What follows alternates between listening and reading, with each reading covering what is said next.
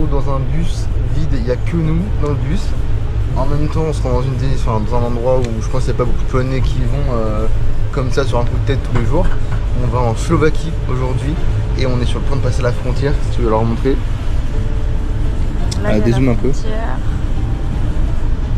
on est juste là. Voilà, donc vraiment dans quelques minutes, même pas, on y est. Donc aujourd'hui c'est la Slovaquie. On va faire un premier arrêt à côté d'un château.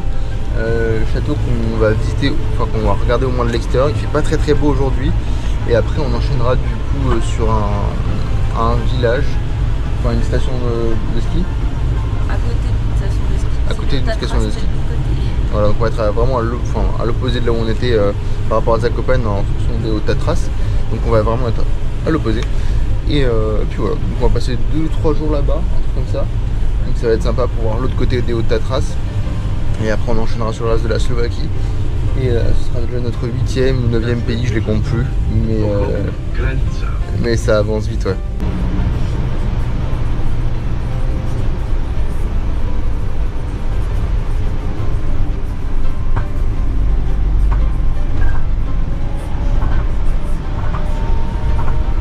Les panneaux.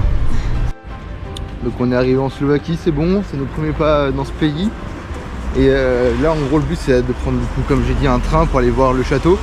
Et après on fera un autre trajet encore pour aller jusqu'à notre prochain logement. Donc le château, ça vadrouille. Voilà, ça vadrouille fort. Et c'est agréable de se balader autant. Juste il fait pas très beau aujourd'hui malheureusement, mais voilà. On y est, la Slovaquie. Bon, on est arrivé du coup comme vous avez pu voir en Slovaquie et on est dans... on est perdu, on est clairement perdu. On est dans Trstena, alors je ne saurais même pas le prononcer.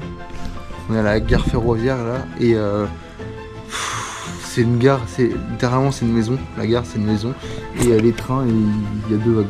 Voilà, ça c'est le train qu'on prend. On est vraiment perdu quoi.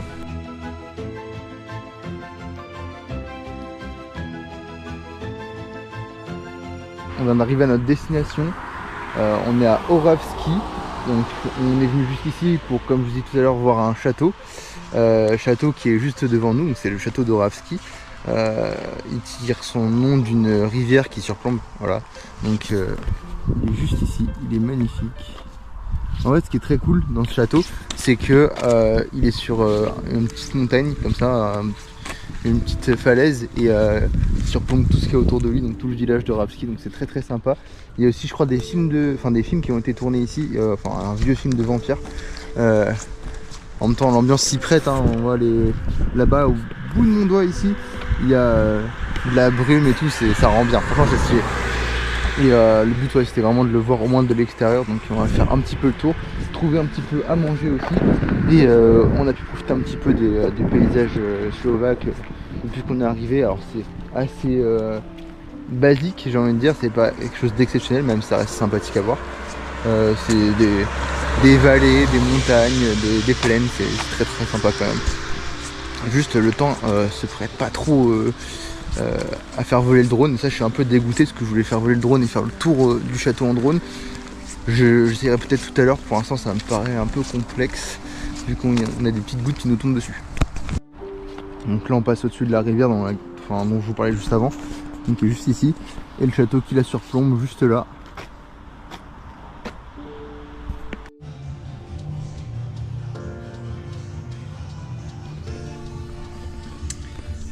Et ben on se retrouve un tout petit peu plus tard que la dernière vidéo que j'ai fait pour du coup manger. Donc on va manger, ça va faire du bien.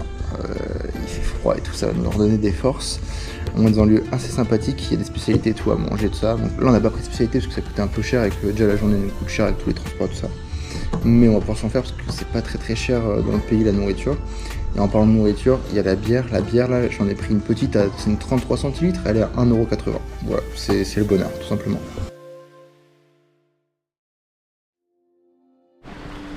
Bon, on est sorti du restaurant et il pleut, donc un peu dégoûté pour l'instant je peux pas sortir le drone. On a quand même le château qui est là, ça c'est assez cool, mais c'est vrai que j'aurais bien aimé pouvoir le filmer un petit peu au drone, avoir un plan un peu plus aérien. Et le positif c'est que le restaurant dans lequel on a mangé était plutôt bon, franchement c'était sympa, les prix étaient pas trop chers. tu as pu prendre 2 plats différents mais c'était des petits plats et moi un plat de pâtes et une bière pour le total de 19 €. Donc franchement on s'en sort plutôt bien. Et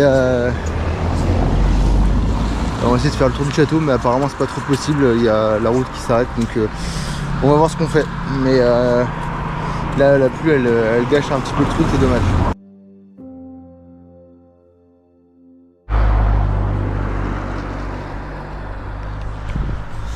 Bon, le château est sympa vu de dessous, mais il est très sûrement plus sympa vu de dessus. Donc je voulais vraiment envoyer le drone, et là avec le mauvais temps ça dégoûte un peu franchement de ne pas pouvoir voler et avoir une vue sympathique du château. Donc on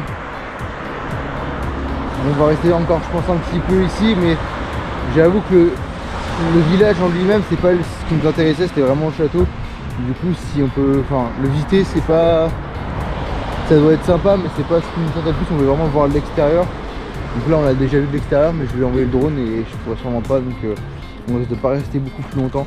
Une petite déception j'avoue, mais tant pis, je pense qu'on va continuer vers notre prochaine destination. Donc on va être derrière les Hautes Tatras, côté slovaque, ça va être sympa normalement. Demain il fait normalement beau, je dis bien normalement parce que tout le temps est très changeant rapidement. Et puis voilà, donc on vous emmène encore avec nous. Et si je peux sortir le drone avant qu'on parte, ce serait top, mais j'avoue que j'y crois plus trop.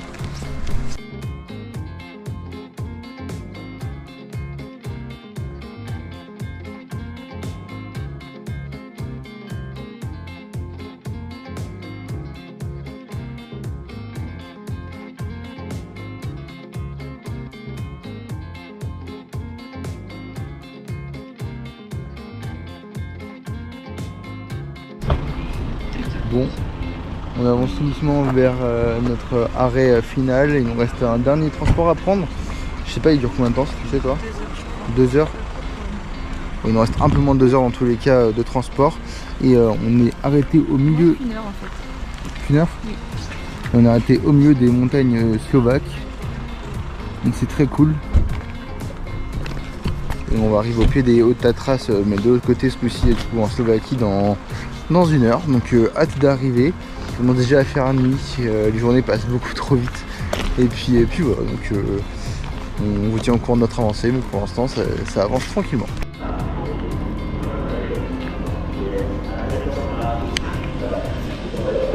Alors ici tout est manuel pour tout ce qui est partie train. C'est les contrôleurs qui arrêtent les trains, c'est eux qui leur donnent le feu vert comme vous avez pu le voir du coup pour repartir. C'est très différent de chez nous où tout est automatisé quoi. Et ça c'est un truc qui est assez marquant qu'on a remarqué depuis qu'on est arrivé du coup tout à l'heure en Slovaquie.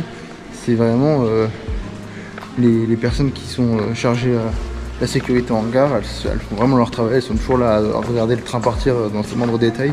C'est assez différent de chez nous pour le coup.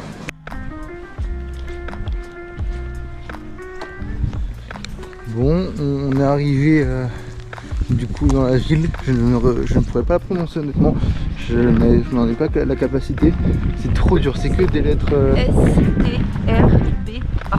Ouais voilà, donc c'est très dur à prononcer.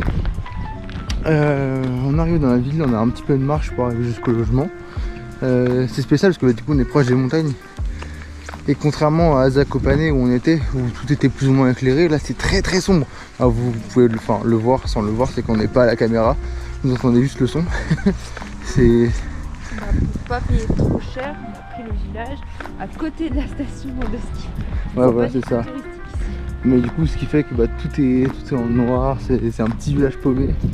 C'est à l'ancienne.